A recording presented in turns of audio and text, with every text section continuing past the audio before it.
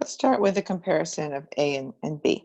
So I said that in these two graphics, the means in the groups are the same, again, between A and B. So if the average number of activities in my data set among first years was 10 under A, it's also 10 under B. And if the average number of extracurricular activities in my data set for sophomores was 4 in A, then it's also 4 in B. So these two graphics differ not in the sample means, but in the sample variances. So here we're saying the sample means are the same. So if all I gave you was the 4 sample means, then actually A and B would be the same data set. What's different here is how much the points are spread around those means, right?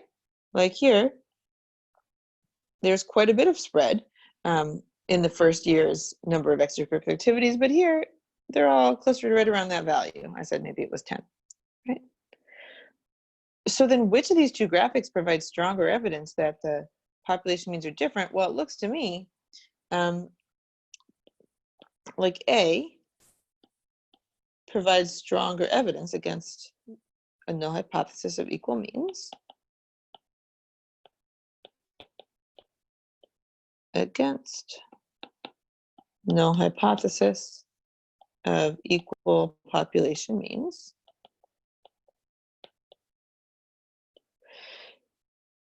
Because if the points are so closely gathered around the means, and if those are the true variances, the variances are very small within each group, then it's very unlikely that just by chance we would end up with sample means that are so far apart.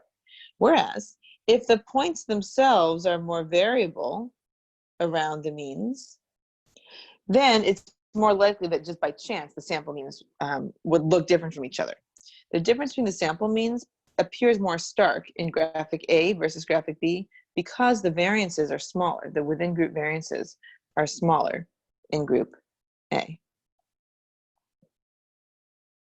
I'm going to erase this to give myself more room to finish this. So A is stronger evidence because the within group variances are smaller in A than in B.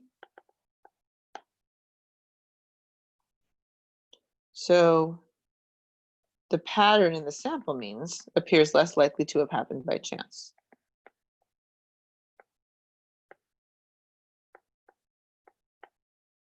Appears less likely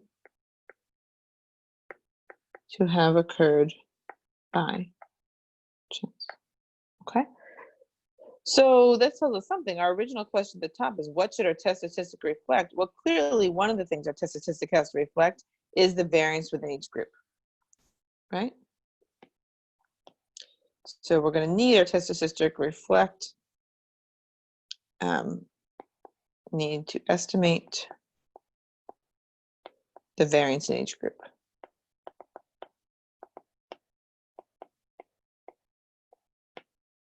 Right. Okay. What about our comparison of B versus C? So I'm going to erase all this stuff in the bottom. Let's just get rid of it as I talk here. So we're going to compare B versus C. Now, the way I tried to draw this, I tried to make the variances within each group the same in B versus C. That's what I tried to do. Did I do perfectly? Nope. Okay. But this time, if all you provided somebody with was the variance in each of these, within each of these groups, they should be the same. So if you just said, hey, my best estimate of the variance that's common to first year sophomores, junior, seniors is, I don't know, 5, and that's true in B and C, then B and C look like equal data sets, equivalent data sets. What's different between B and C, so again, the within group variances are the same. I was using red, let's use red. The within group variances are the same. What's different is the sample means, right? But sample means vary from each other more in C, right? So C